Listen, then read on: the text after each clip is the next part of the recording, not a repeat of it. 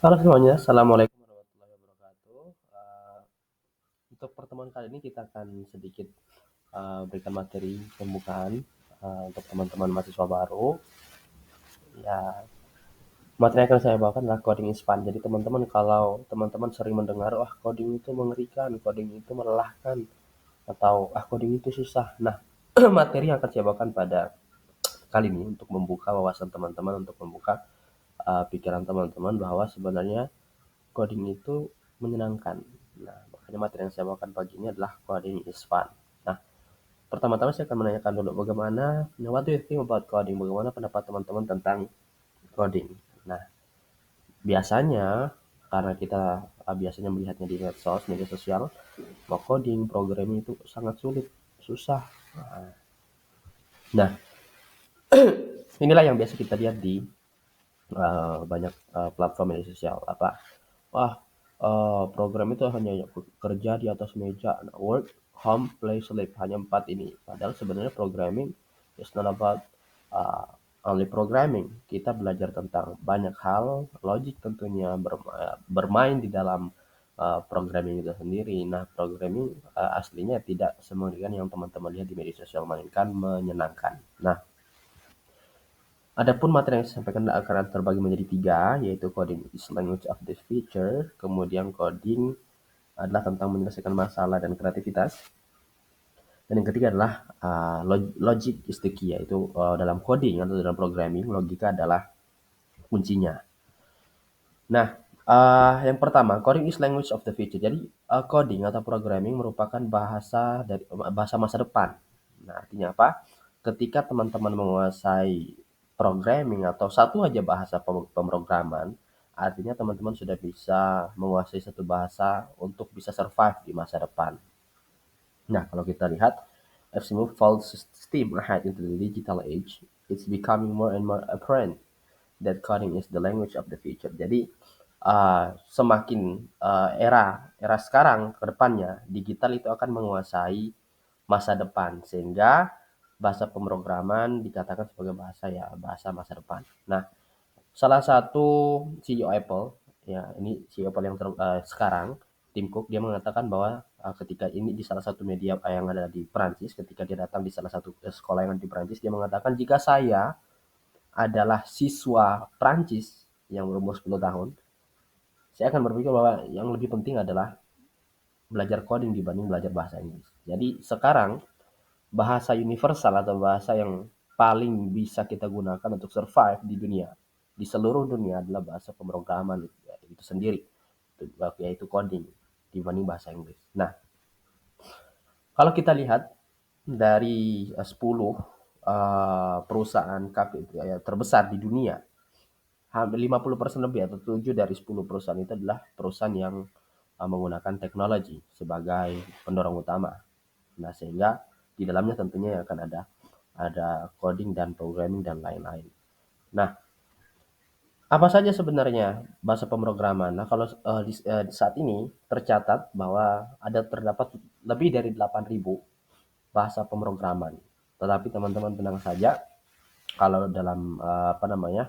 Dalam tulisan tersebut dia mengatakan, ya, dalam online historical encyclopedia, dia mengatakan bahwa dari 8.000 itu sebenarnya eh, 8.000 lebih juga adalah bahasa yang dibuat oleh beberapa perusahaan yang mempunyai tugas khusus, artinya tidak bukan bahasa pada umumnya yang digunakan pada semua platform. Kalau bisa dilihat pada gambar kan, beberapa bahasa pemrograman yang sering kita lihat yaitu Python, Java, C++, JavaScript, kemudian Ruby, C++, C dan lain, dan itu adalah bahasa yang sudah umum, sehingga teman-teman, wah 8.000 gimana nih, saya nggak bisa survive nih.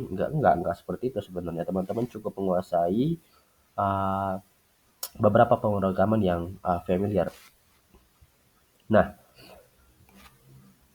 di sini saya katakan tadi, but don't worry. Jadi jangan khawatir teman-teman. Wah, 8.000 bahasa pemrograman, saya harus pelajari semuanya.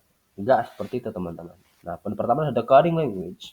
You should learn depend on your career goals. Jadi bahasa pemrograman yang teman-teman harus pelajari adalah tergantung dari karir yang teman-teman inginkan.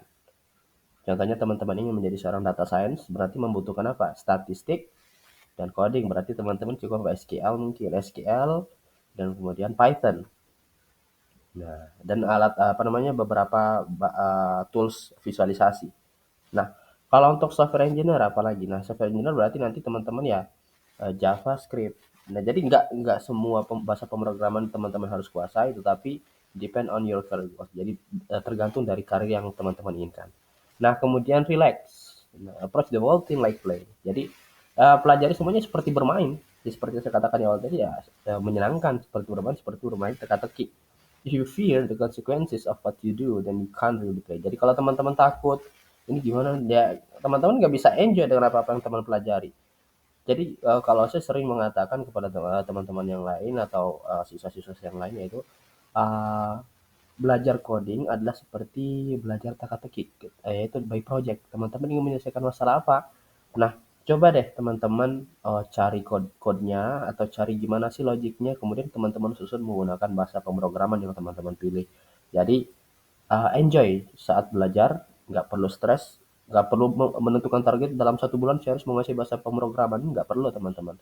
Enjoy berapa bulan pun mungkin yang teman-teman butuhkan untuk menguasainya, ya udah, mungkin ya ya itu yang terbaik ya buat teman-teman. Jadi bukan seberapa cepat teman-teman belajar, tapi seberapa paham teman-teman dengan logika atau sintak pada bahasa pemrograman yang teman-teman ingin pelajari.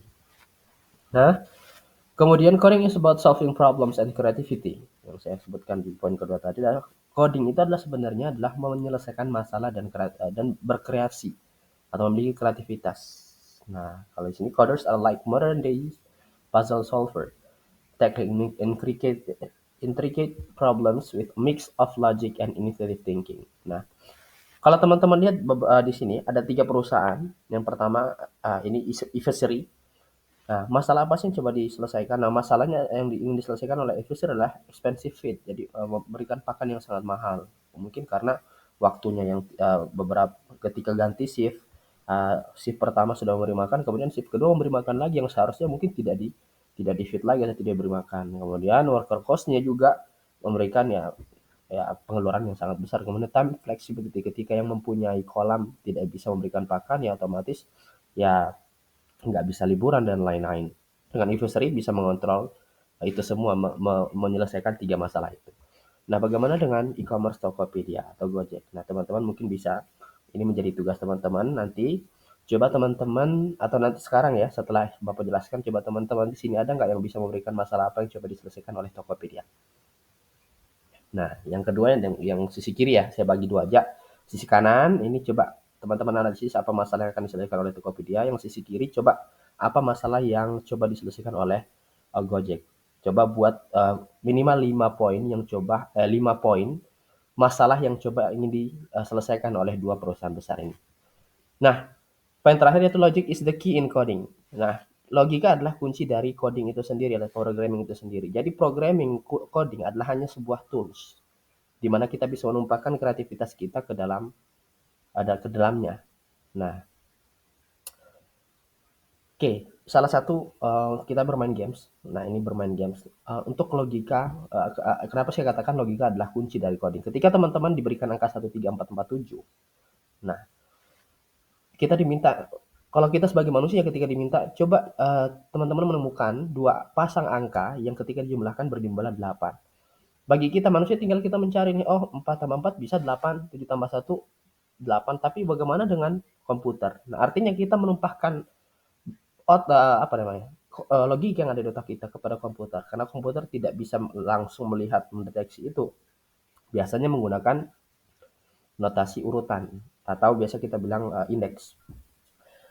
Nah, kalau kita berpikir sebagai logika komputer, biasanya mungkin yang pertama nih logika yang paling sederhana. Kita mengecek satu persatu, yaitu pada indeks pertama kita cari dengan indeks kedua. 1 tambah 3, oh bukan. 1 tambah 4, bukan. 1 tambah 4, bukan. 1 tambah 7, bukan. Oke. Dan seterusnya. Kemudian naik lagi ke 3. 3 tambah 4, bukan. 3 tambah 4, bukan. 3 tambah 7, bukan. Oke. Kemudian 4. Nah, jadi setiap indeks kita akan cek. Itulah logika sederhananya, teman-teman. Jadi menarik kan untuk materi materi kali ini. Kemudian nanti kita akan lakukan hands programming setelah ini. Thank you.